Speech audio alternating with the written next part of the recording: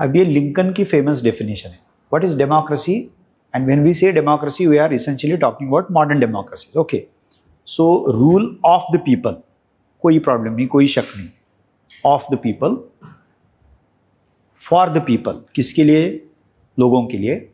अब ये देखिए, this is something which distinguishes democracy as a form of government from non-democratic form of government.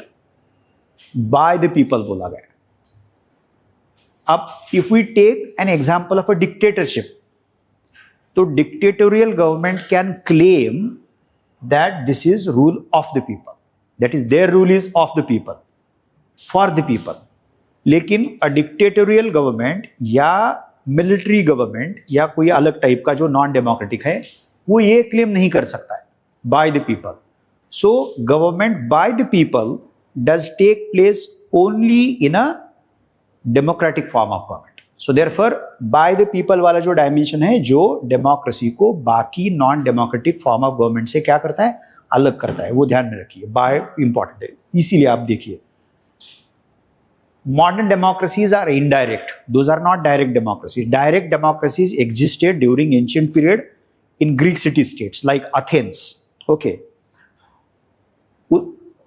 अलग सी भाषा में representative democracies है या representative rule है. उसका मतलब लिखा है rule या government through elected representative of the people. So these are the elected. So इसीलिए उसको representative democracy भी बोला गया, indirect और representative democracy. What does democracy as a form of government entail? तो उसको अंडरस्टैंड करने के लिए दो तरीके किए हैं. 5 principles of democracy, 5 principles, 5 norms, 5 values. Okay, and then the 5 mechanisms. We look into the mechanisms. अब एक एक देखिए, ये तो explicit ही है. Democracy as a form of government or democracy is rule based on consent of the people. And how do people consent to the rule? हम कह सकते हैं by exercising their right to vote and by electing the representative. That is by electing their rulers. So therefore that is clear. दूसरा, public accountability. इस साल के GS के question paper में यह था. Public accountability, NCERT में लिखा है वो public accountability. Now what is mean by that? The rulers whose accountability are we talking of? Accountability का मतलब है answerability. Somebody is going to ask you question. Now who is going to ask question to whom? Here the government is right at the center of our discussion. Democratic government, democratic state. So government की बात कर रहे हैं, public decision making की बात कर रहे हैं. So the democratic government, democratic form of government, democratic form of state, democratic public decision making machinery या agency बोलिए उसको, has to be accountable. It has to have, it must have the principle of accountability. मतलब answerable to whom? अब उसका एक answer तो बिल्कुल हम दे सकते हैं, to people. इसीलिए तो public आता है. Answerability to the public. थोड़ी हम अदानी को बोलेंगे क्या कर रहा है तू, वो बोलेगा none of your business. You got it. But we can ask the same सवाल to a civil servant, to a corporator, to election commissioner, so on and so forth. Those are all of them, all these authorities are part of the government. Government में जो भी है उस हर institute को, हर structure को, हर dignitary को, हर position को हम सवाल पूछते हैं, because democratic government has to have accountability to the public. So this is called as public accountability. The third, principally modern democracies operate on the third principle called as the majority rule. Okay, अब देखिए, हम elect करते हैं, vote डालते हैं, कितना vote चाहिए और कितनी सीट्स चाहिए गवर्नमेंट बनाने के लिए, तो हमारा एक आंसर होता है मेजॉरिटी. लेकिन मेजॉरिटी का मतलब क्या है? मेजॉरिटी का मतलब बिल्कुल 51% नहीं है. फर्स्ट पास्ट पोस्ट सिस्टम में क्या होता है? फर्स्ट पास्ट पोस्ट सिस्टम में क्या होता है हमने पहले डिस्कस किया है और अब सबको पता है. The candidate in general elections to Lok Sabha as well as the Vidhan Sabha, the candidate contesting election So of the contesting candidates, who secures maximum votes, maximum within the constituency, that candidate is declared as the winning candidate. 27% भी अगर vote मिलता है ना आपको, 25 में भी आप जीत सकते हो. 50-51 का यहां पे मामला नहीं है, और अक्रॉस द वर्ल्ड चल रही है मेजॉरिटी रूल. आपको थोड़ा मैं क्रिटिकली एक इंसाइट देता हूं. If democracies are representative democracy, if democracy, modern democracies, if they are run through our representatives, तो हमारा रिप्रेजेंटेटिव जो पूना या किसी भी कॉन्स्टिट्यूएंसी से हम इलेक्ट करते हैं, तो कितने परसेंटेज लोगों का रिप्रेजेंटेशन सही में करता है? Is the answer 99%? Is the answer 80%, 70%, 60%, 50%? नहीं है. आई होप यू गॉट इट. तो उसमें डिजाइन में गड़बड़ कितनी देखी है, लेकिन वो बाद में हम डिस्कस करेंगे. Okay, so modern democracies are going through a deep crisis because of the problem of representation. Okay, ठीक है. अब ये क्यों किया फिर ऐसे हमने? As a working principle. अगर हम ये कहते कि नहीं 51% ही आपको वोट मिलना चाहिए, तो मुश्किल होगा किसी भी पार्टी को मिलना. तो इलेक्शन आफ्टर इलेक्शन सरकार ही नहीं बनेगी. इसीलिए as a pragmatic solution, as a practical way out, that all modern democracies have accepted majority rule as the governing principle. Okay, अब जैसे हम मेजॉरिटी रूल के आधार पे डेमोक्रेसी चलाते हैं, तो गड़बड़ उसमें उसी वक्त सामने आती है कि what about the minorities. And here we are not talking about religious minorities, here we are not talking about the linguistic minorities. Then what minorities are we referring to here? आप एक स्मार्ट आंसर ये हो सकता है जो इसका हिस्सा नहीं है, जो मेजॉरिटी का हिस्सा नहीं है. But what is majority? 2024 में जिन्होंने बीजेपी को वोट डाला, जिन्होंने एनडीए के अलायन्स पार्टनर को वोट डाला, वो मेजॉरिटी का हिस्सा है, क्योंकि वो कडबडोस बनला ना त्यांचा. They got 240 seats. TDP, then Janata Dal, Nitish Kumar का, ऐसे करके उन्होंने वो खिचड़ी बनाई है. It's a coalition government, NDA, national democratic alliance का है वो, तो वो मेजॉरिटी का हिस्सा है. तो जिन्होंने उनको वोट नहीं डाला है, वो सब क्या कहलाएंगे? Here we are talking about the numerical minority. और ये मेजॉरिटी माइनॉरिटी हर 5 साल बदलती है. This majority minority categories are not based on caste, religion. I hope you got it. It is not supposed to be so. Every 5 years, the majority minority paradigm needs to be changed. नहीं तो otherwise बहुत ही problem हो जाएगी हमारे लिए. Okay, ऐसा होना ही चाहिए ना. म्हणून डॉक्टर आंबेडकर असं म्हणाले होते, ते म्हणले अध्यात्मात भक्ती चालते. in spiritual domain, bhakti is good, devotion is good. But in political domain bhakti is the most dangerous and deadly thing. त्यामुळे आपण भक्त कुणाची होता कामा नये, म्हणजे राजकारणात भक्त होता कामा नये. That's the point. I hope you got it. Okay, because the moment we devote our self to a party, to a leader, to a representative, म्हणजे आपण सगळंच विकले, विकायचं काहीच राहिलेलं नाही. म्हणजे so we are talking about citizens in modern democracy. And citizens in modern democracy like ours are always supposed to be very curious and always supposed to be deeply critical of, हाँ क्या हुआ, मैंने दिया था आपको vote, उसका मतलब ये थोड़ी है की मैंने म्हणजे माझ्या आयुष्यभरासाठी तुम्हाला बांधलेलं नाही ना मी. म्हणजे I am suppose to ask question, because do not forget this second principle. You are answerable to me, public accountability. Okay, so minorities by design problem में जाते हैं, इसीलिए माइनॉरिटी के राइट्स का रिकॉग्निशन किया है. हाँ, इंडियन कॉन्टेक्स्ट थोड़ा अलग है. इंडियन कॉन्टेक्स्ट में प्लस जैसे बोलते हैं ना कि एडिशनल डायमेंशन था, इसीलिए हमारे कॉन्स्टिट्यूशन में माइनॉरिटी का डेफिनेशन नहीं दिया है. But 2 kinds of minorities been recognised. So one is the religious and other is the linguistic. Definition नहीं है, but our constitution has recognised 2 kinds of minorities. उस माइनॉरिटी की बात नहीं चल रही यहां पे.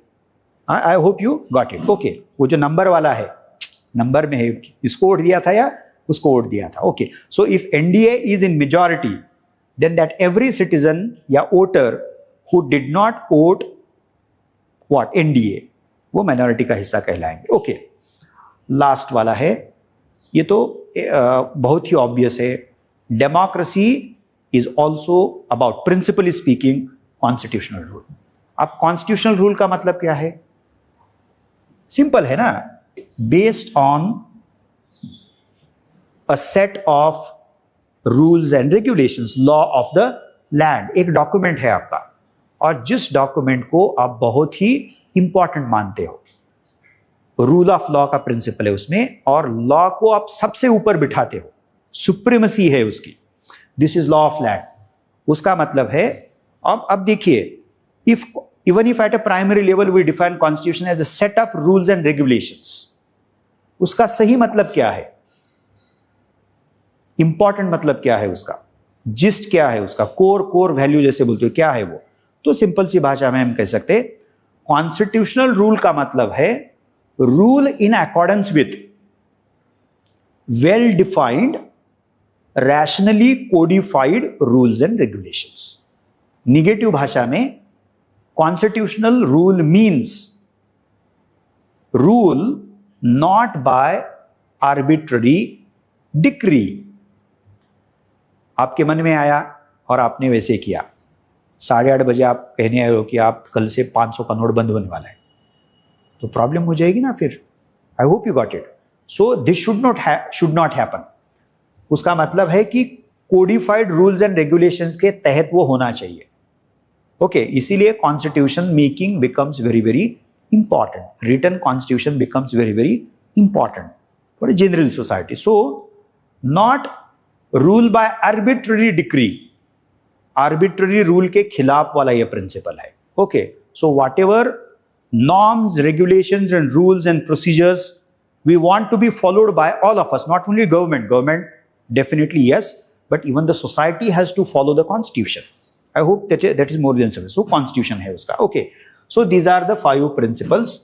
Now remains 5 mechanisms, simple mechanisms. अब mechanism का मतलब क्या है?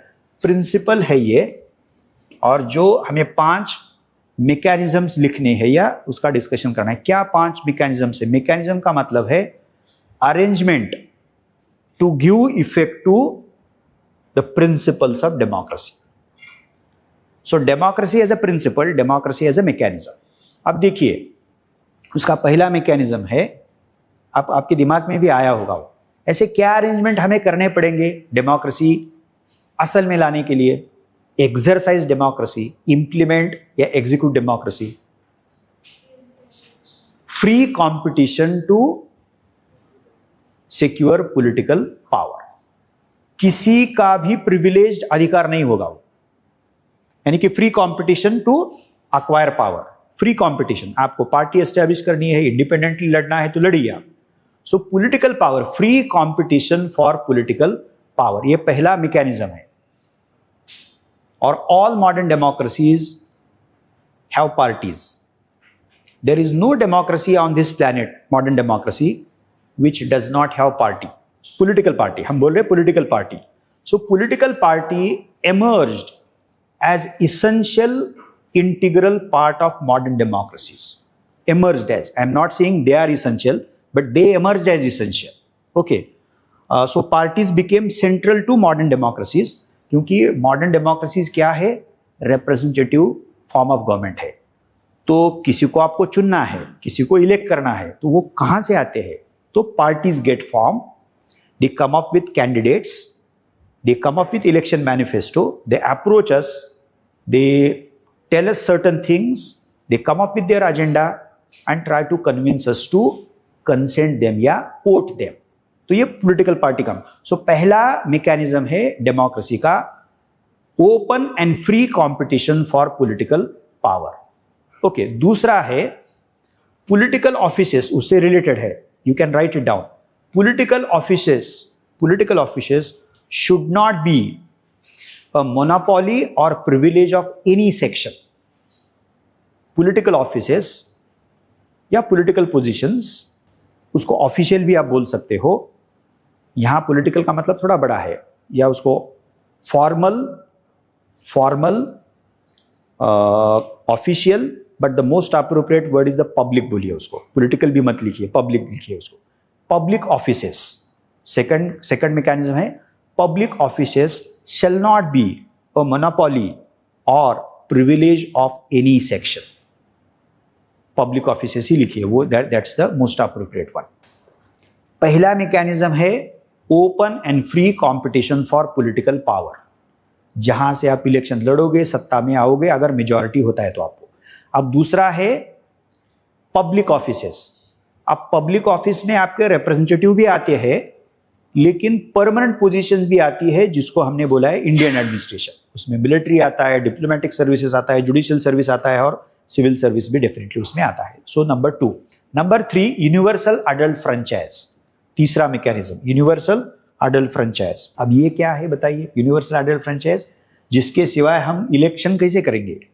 हाँ, मॉडर्न डेमोक्रेसीज इस प्लैनेट में, जो अब यूरोप में वो हुआ शुरू में, वहां से इवॉल्व हुआ, but none of the European democracies introduced या एक्सेप्टेड या adopted universal adult franchise right from day one. The franchise, that is the right to vote in Europe and America initially, was limited only to the propertied men. उसका फिर धीरे धीरे expansion हुआ है और women को 20th century में दिया गया है। ये यूरोप की और अमेरिका की कहानी है, लेकिन India stands as a very important exception to that, as an exception. India में डे वन से हमने यूनिवर्सल अडल्ट फ्रेंचाइज को स्वीकारा है। That's a very important achievement of Indian constitution maker, so and so forth. Okay, so तीसरा क्या था? Universal adult franchise, ये मैकेनिज्म है। चौथा, the fourth one, civil liberties, civil या सिविक लिबर्टीज एंड राइट्स। उसको सिंपल कीजिए, those liberties and rights which are essential to live a civilized life, a life as a civilian, a life as a citizen. इतना simple आप कर सकते हो। आप देखिए, राइट टू लाइफ क्या सिविल राइट है मेरा? नहीं है। Right to life, yes. Right to think freely, right to express myself, these are fundamental freedoms, these are fundamental liberties, these are fundamental right, so to say, उस अर्थ से। So civil liberties या civic liberties and rights का मतलब है those liberties and rights which are essential to live a life as a civilized member of the society, citizen, as a civilian. वो fundamental, उस तरीके से फंडामेंटल है, essential, basic, very significant. चौथा, and then comes the fifth mechanism, independent judiciary. Independent judiciary, ये 5 mechanisms है। अब independent judiciary, why do we need independent judiciary? जो भी हमने लिखा है उसमें उसका आपको आंसर मिलेगा। उसके इमीडिएट ऊपर वाला जो है ना मैकेनिज्म, उससे शुरू कीजिए। If democracy as a mechanism requires certain civic liberties and rights, then who is supposed to safeguard those? Independent judiciary. यहां से लॉजिक शुरू होता है वो। Okay,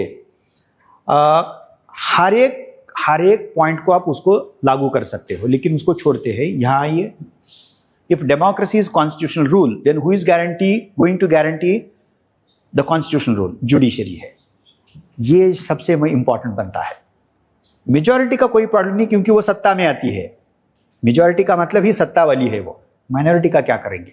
so in order to safeguard the rights of minorities that we require independent judiciary. Okay, अब हर एक में उसका आएगा, डेफिनेटली आएगा, बिकॉज इंडिपेंडेंट जुडिशियरी अगर नॉर्मली हम देखते हैं तो safeguard the rights of individuals, safeguard the rights of groups, safeguard the rights of minorities, safeguard the rights of, if we have federalism, the states. Okay, then ensure that the other branches of government, that is the legislature and executive, conduct as per the constitution. उसको हमने कहा constitutional rule by the other branches.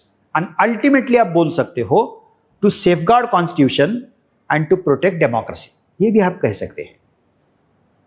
Okay, so these are the 5 mechanisms of democracy. So this discussion was just a primer. We just opened up these ideas, that is a process of understanding these ideas, and while discussing each and every chapter right from the historical background, that we will get back to these concepts